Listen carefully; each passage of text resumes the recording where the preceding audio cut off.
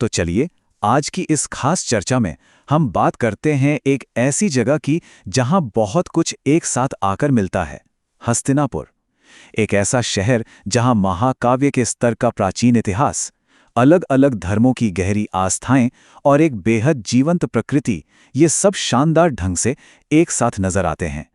ये सिर्फ एक शहर नहीं है, ये समय के पन्नों में दर्ज एक पूरी कहानी है। आज हम जिन मुख्य विषयों पर नजर डालेंगे वो हैं: पहला, महाभारत का केंद्र; दूसरा, जैन वास्तुकला की उत्कृष्ट कृतियां; तीसरा, सिख भक्ति का केंद्र; चौथा, यहाँ के वन्यजीव और प्राकृतिक विविधता; और पांचवां, हस्तिनापुर की यात्रा। किसी ने बहुत सही कहा है, भव्य, शानदार, शाही संघर्षों और राजसी किस्सों का मूक गवाह। और हस्तिनापुर के संदर्भ में ये शब्द बिल्कुल सटीक बैठते हैं। सदियों से इस जमीन ने महलों की भव्यता भी देखी है और सत्ता के बड़े बड़े टकराव भी देखे हैं। सच में ये इतिहास का एक जीता जागता गवाह है। तो शुरुआत करते हैं हमारे पहले विषय से, महाभारत का केंद्र, पांडवों और कौरवों की राजधानी। अब जरा इस नंबर पे गौर कीजिए, 100 किलोमीटर। आपको शायद यकीन ना हो, लेकिन ये वो जमीन है जहां कभी कौरवों और पांडवों का विशाल साम्राज्य बसा करता था। और ये हमारी आज की आधुनिक राजधानी नई दिल्ली से महज 100 किलोमीटर की दूरी पर है। इतिहास हमारे कितने करीब है ना? यहाँ कदम कदम पर आपको महाभारत काल के स्थल मिल जाएंगे। विदुर टीला, पांडवेश्वर मंदिर, बारादरी, द्रोणाचार्य मंदिर, कण्व मंदिर, द्रौपदी घाट और काम घाट।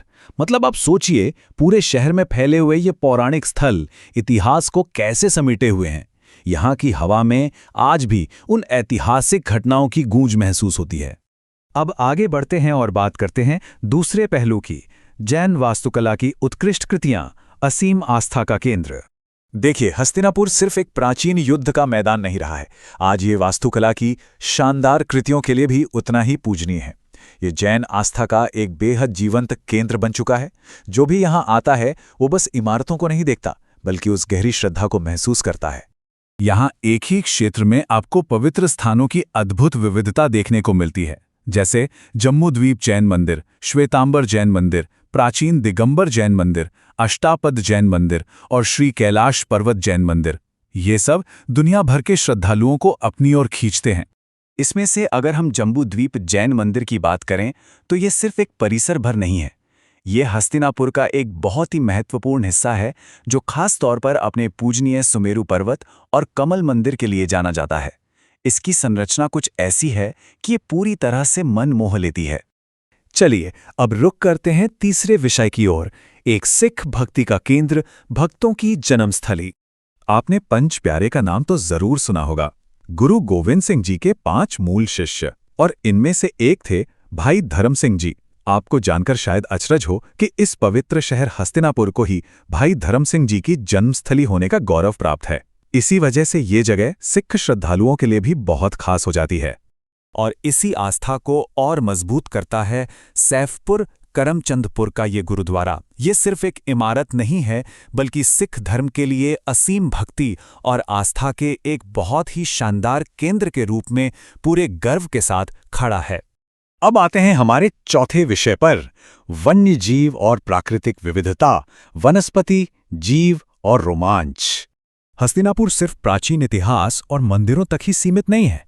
महलों और इमारतों से थोड़ा बाहर निकलें तो यहाँ पास का अभयारण्य, वन्यजीव पर्यटन, इको टूरिज्म और तरह तरह की वनस्पतियों और जीवों के लिए एक बहुत ही बेहतरीन केंद्र है। मतलब इतिहास के साथ साथ प्रकृति का एक अलग ही रोमांच। तो अब आखिरी और सबसे अहम विषय, हस्तिनापुर की यात्रा, भ्रमण की योजना। अगर आप सोच रहे हैं कि यहाँ पहुंचा कैसे जाएं, तो ये बहुत ही आसान है। हवाई मार्ग चुनते हैं तो नई दिल्ली यहाँ से 100 किलोमीटर दूर है। ट्रेन से आना है तो मेरठ सिर्फ 42 किलोमीटर है, और अगर आप सड़क मार्ग से आ रहे हैं तो मेरठ बस स्टैंड से ये महज 38 किलोमीटर की दूरी पर है। और हाँ, वहां रुकने और खाने पीने की भी कोई टेंशन नहीं है। वन विभाग का रेस्ट हाउस, पीडब्ल्यूडी का गेस्ट हाउस और ठहरने के लिए कई शानदार जैन धर्मशालाएं मौजूद हैं। आगंतुकों की सुविधा का यहाँ पूरा ध्यान रखा जाता है। तो इस पूरी चर्चा के बाद एक सवाल जो जहन में आता है वो ये कि हमारी पृथ्वी पर और कितनी ऐसी जगह होंगी जिन्होंने इतिहास, आस्था और प्रकृति के इतने विशाल स्पेक्ट्रम को एक साथ देखा है। हस्तिनापुर वाकई में अपने आप में बिल्कुल अनूठा है।